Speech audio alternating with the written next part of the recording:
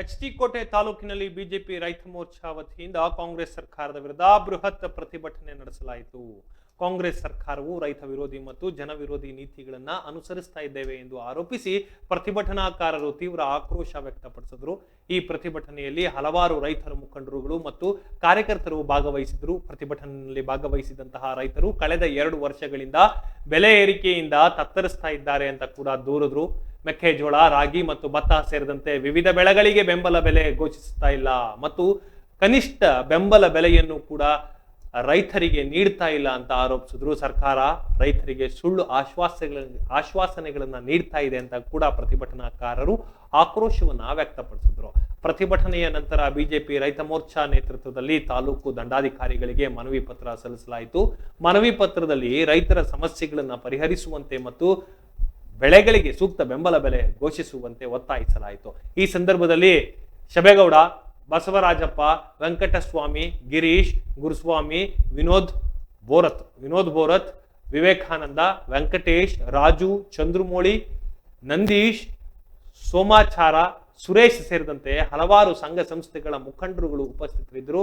ರೈತ ಮುಖಂಡರು ಮಾತನಾಡಿ, ಕಾಂಗ್ರೆಸ್ ಸರ್ಕಾರವು ರೈತರ ಸಮಸ್ಯೆಗಳನ್ನ ಗಂಭೀರವಾಗಿ ಪರಿಗಣಿಸಬೇಕು ಮತ್ತು ಕೂಡಲೇ ಸೂಕ್ತ ಕ್ರಮ ಕೈಗೊಳ್ಳಬೇಕು ಅಂತ ಕೂಡ ಆಗ್ರಹಿಸಿದ್ರು. ರೈತರಿಗೆ ನ್ಯಾಯ ಒದಗಿಸದಿದ್ದರೆ ಮುಂದಿನ ದಿನಗಳಲ್ಲಿ ಉಗ್ರ ಹೋರಾಟ ನಡೆಸುವುದಾಗಿ ಕೂಡ ಎಚ್ಚರಿಕೆಯನ್ನ ನೀಡಿದ್ರು. ಸರ್ಕಾರದ ವಿರುದ್ಧ ಘೋಷಣೆಗಳನ್ನ ಕೂಗಿದ ಪ್ರತಿಭಟನಾಕಾರರು ತಮ್ಮ ಬೇಡಿಕೆಗಳನ್ನ ಈಡೇರಿಸುವಂತೆ ಒತ್ತಾಯಿಸಿದ್ರು.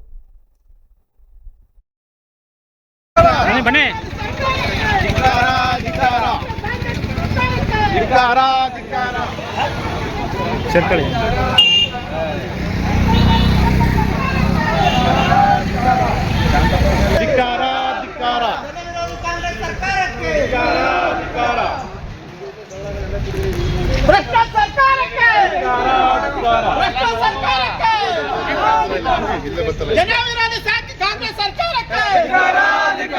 ಜನವಿರೋಧಿ ಕಾಂಗ್ರೆಸ್ ಸರ್ಕಾರಕ್ಕೆ ಧಿಕ್ಕಾರ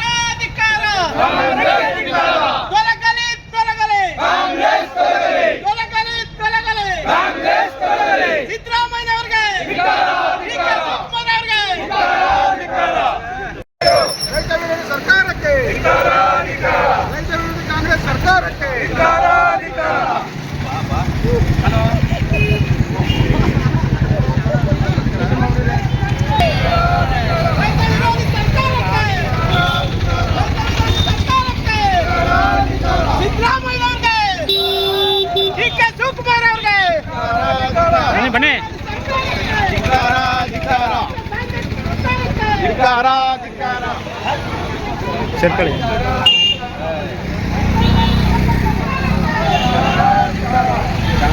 ಧಿಕ್ಕಾರ